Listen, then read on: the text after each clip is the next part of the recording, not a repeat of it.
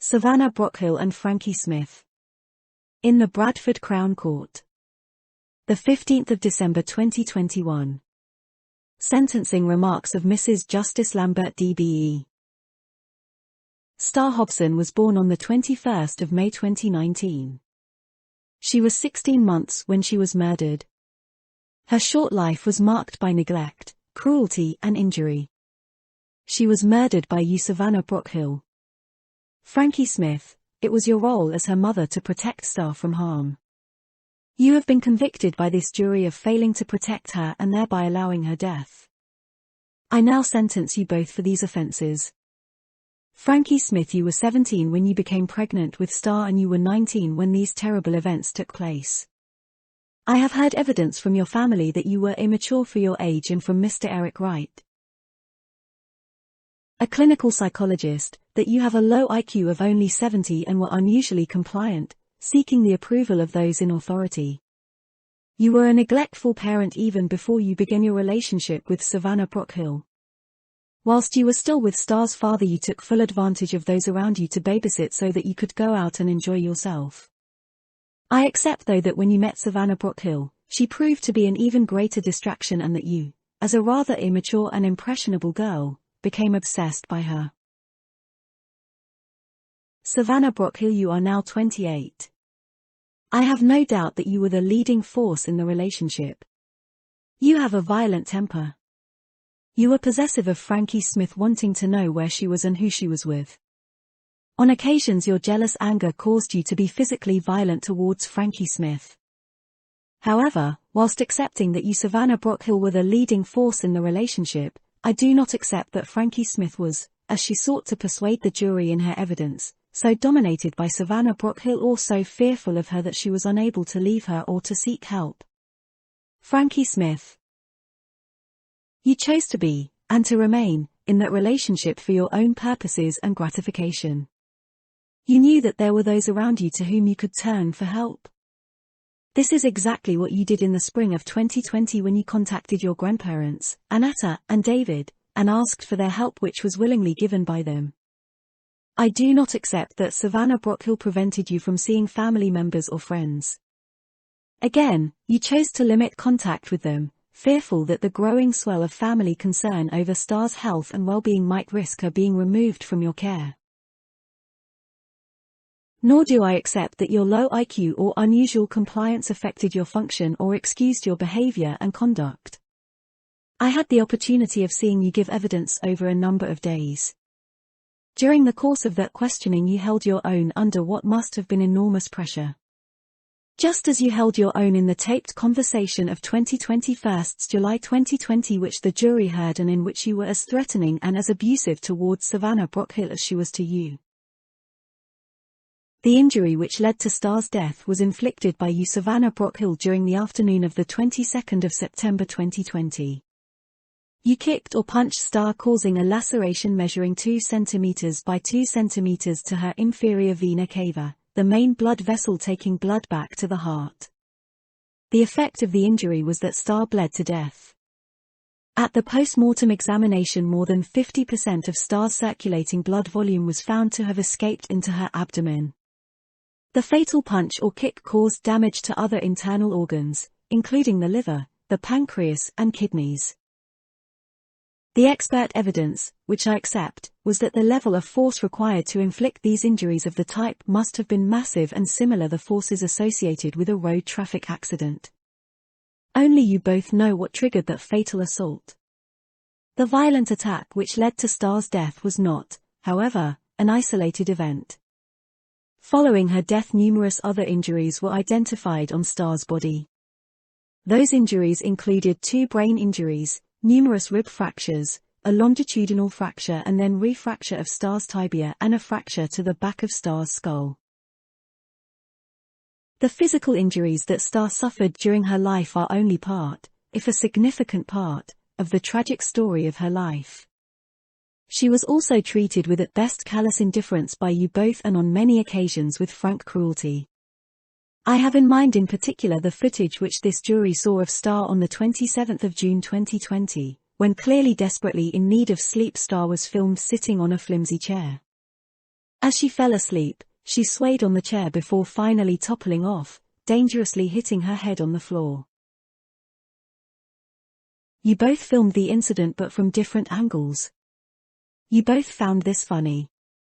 You SAVANNAH Brockhill edited the footage, adding music and a caption before sending it to friends with the words "I've laughed so hard." Later that day you both filmed Star sitting on the sofa with a bowl of food casually placed in front of her. She had food in her mouth which she was too tired to chew.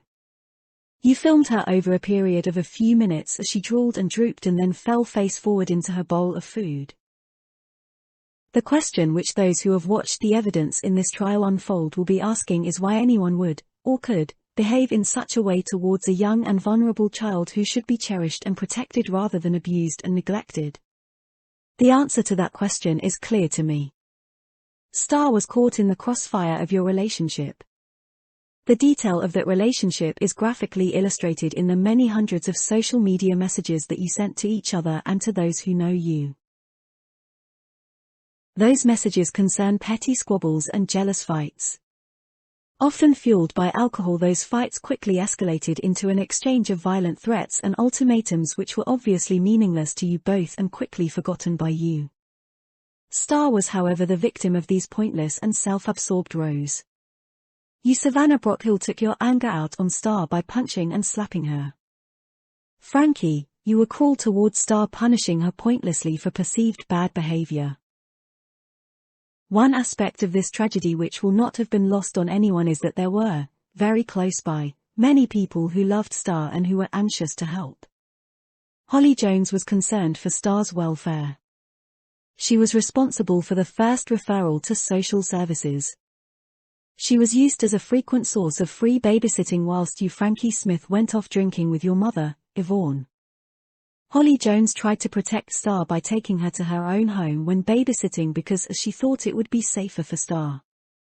Star's great-grandparents, Annetta and David, took Star in for several weeks when you Frankie felt unable to cope, having been told, not for the first time, that your relationship with SAVANNAH Brockhill was over.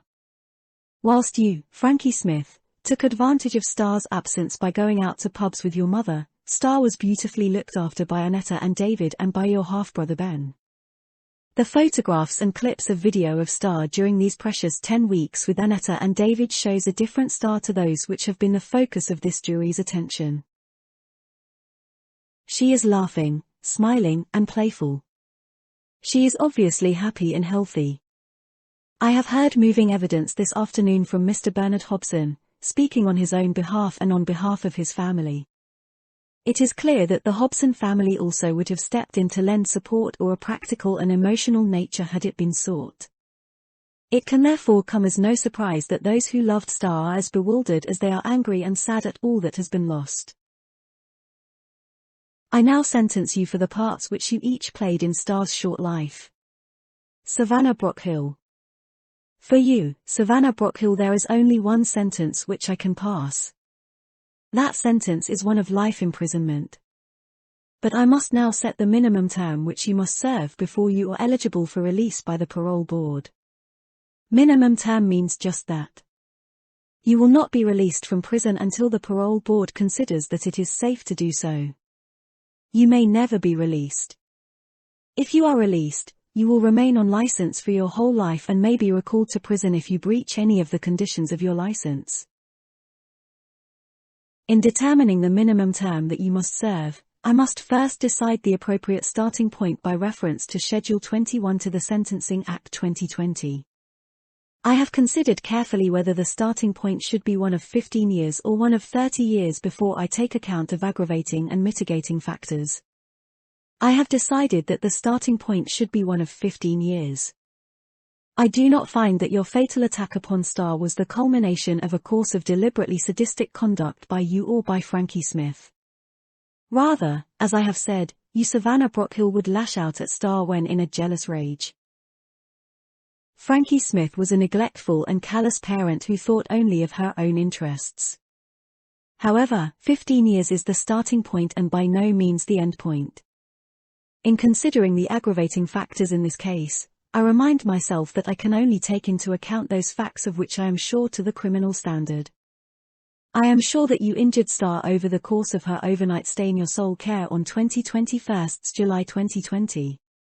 I have seen footage of you carrying Star as you made your way to your car during the early evening of the 20th of July. In spite of your evidence to the contrary, I am entirely satisfied that, save for a small mark on the edge of her eyelid, Star had no redness or signs of injury to her cheek. Photographs of Star later that same evening and the following day show a large bruise on her right cheek. I am sure that this bruise was caused by you slapping Star's cheek very hard. That you inflicted this injury upon Star is wholly consistent with your Google searches that evening for what takes bruising and swelling down and what takes bruising down quickly. Pause to note only that this bruise, whilst it may not have led to any permanent injury, must have been incredibly painful for Star and enormously distressing for her. I am also sure that you injured Star over the course of the weekend of 12-13 September when again she was in your sole care when you were at work at the Doncaster recycling plant. During the course of the trial, I have seen the footage captured on the work CCTV camera. It shows you punching and slapping Star on many occasions over a period of several hours. I do not accept your explanations for the sudden forward movements depicted on the footage, that your hand slipped or that you were trying to entertain Star. You were beating Star repeatedly. When she was returned to Frankie Smith, her face was badly bruised and her nose was scratched. She had bruising on her hands and arms. I have already referred to the injuries which were found on Star's body after she had died. They included broken ribs which were 2 to 4 weeks old and evidence of an earlier injury to her internal organs. I am sure that these injuries were inflicted by your attack on Star on the 13th of September. This is consistent with the Google searches which you performed on the 13th of September. Can you die from being winded and what happens when you get winded? Again, I take into account that this experience must have been not very painful for Star but absolutely terrifying for her. On the evidence that I have heard, I cannot be sure that you were responsible for the other injuries which were found on Star's body after she died. Either the serious leg fracture or the skull fracture or the other brain injuries. However, I am quite sure that your violent behavior towards Star took place in a context of ongoing physical abuse of Star, of which at very least you must have been aware. I have seen photographs of Star which show bruising which could not be anything other than inflicted injuries. If you did not cause them, you must have been aware of them. Those other injuries to Star must have been excruciatingly painful for her and she must have been very distressed by them. This, it seems to me, is a further serious aggravating factor in your case. I also take into account as a serious aggravating factor that you both behaved in a cruel and callous way towards Star. Shouting at her and making her stand against the wall, which was a pointless and extreme punishment for what were no more than childish antics typical of any child of Star's age. There are further serious aggravating factors. You delayed in calling the emergency services by at the very least 11 minutes. With hindsight, it is clear that an earlier call to the emergency services would not have saved Star's life, but you were not to know this. Instead of calling the emergency services, you delayed whilst you Google searched home remedies for the serious effects of the injury which you had inflicted. You then misled the emergency services. Instead of admitting what you had done, you put on a good show, trying to persuade the paramedical staff that you may have injured Star by performing CPR on her abdomen rather than her chest. It will not have been lost on this jury, however, that by doing so, of course, you revealed that you knew exactly what had happened to Star and that her injury was due to a severe abdominal blow. Star was of course vulnerable by virtue of her age. By your own account, you were Star's co-parent and therefore in a relationship of trust with Star. However, I must be cautious not to double count the various aggravating factors. The fact that Star was so vulnerable and because of your relationship with her afforded you the opportunity to mistreat her. Whilst noting these factors, therefore, I do not use them to increase the minimum term. There are 2 factors which serve to mitigate your final act of violence. First, I accept that you did not intend to kill Star, only to cause her really serious injury. As you had done before, you lashed out in the heat of the moment when angry. On this occasion, however, your assault had fatal consequences. I also do not find that your act was premeditated. I see no evidence that, when you visited the flat on the 22nd of September 2020, you intended to injure Star fatally or otherwise. Both of these are significant mitigating factors referred to in paragraph 10 of Schedule 21, which I must, and do, take into account. I also have regard to your personal mitigation. You have no relevant previous convictions. I am aware that you suffer from an underlying health condition which causes you to fit, and that this led to a serious incident when you fell unconscious in early October of this year. It seems right to me that these features are ones which I should take into account, albeit to a modest extent. Whilst I note that your family have suffered unlawful and unwarranted attacks as a consequence of your offending, I do not take that matter into account. You brought this on yourself and upon them. You have shown no remorse during the trial or even following your conviction. Whilst this is not an aggravating factor, it means that you can derive no mitigation from your personal response and reflection upon your terrible act of violence. In reaching the minimum term, I must balance the aggravating against the mitigating factors. I will return in a moment to my conclusion. However, in my judgment, the aggravating factors far outweigh the mitigating factors. Frankie Smith, the offence for which you have been found guilty carries a maximum sentence of 14 years imprisonment. I bear in mind that you are being sentenced on the basis that you allowed, rather than caused, Star's death. There is no dispute that your offending falls into Category 1 for harm because Star died. I must, however, determine the level of culpability to attach to your failure to protect Star. One of the factors I must decide is whether you failed to take any steps to protect Star from incidents of serious cruelty involving significant force. Again, I remind myself that I must be sure to the criminal standard of exactly what you knew or ought to have known and the risks posed to Star.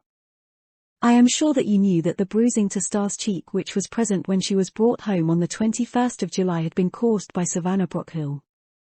There was, simply, no alternative plausible explanation. You knew that the small injury had been caused by a fall on the bed, but that incident could not explain the large bruise which developed overnight. Although I accept that your level of intelligence is limited and that you have a low IQ,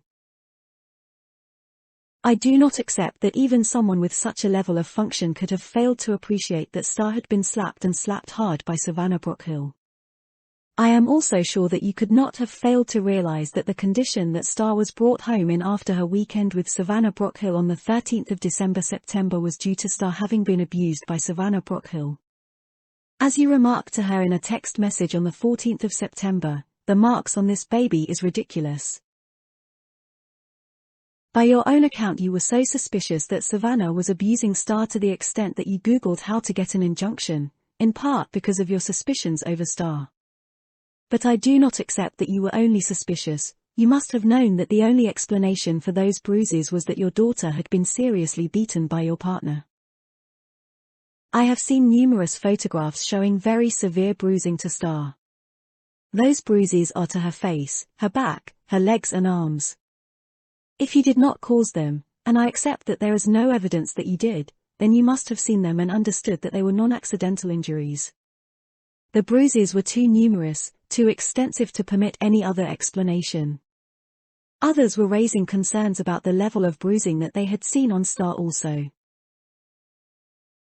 However, in spite of those injuries and the plain evidence of abuse which was available to you, you failed to contact the police or the health services. You failed to seek help from your family when you must have known it was readily available. You failed to dissociate yourself from SAVANNAH Brockhill.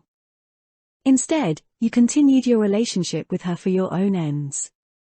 You allowed SAVANNAH Brockhill into your flat on the 22nd of September.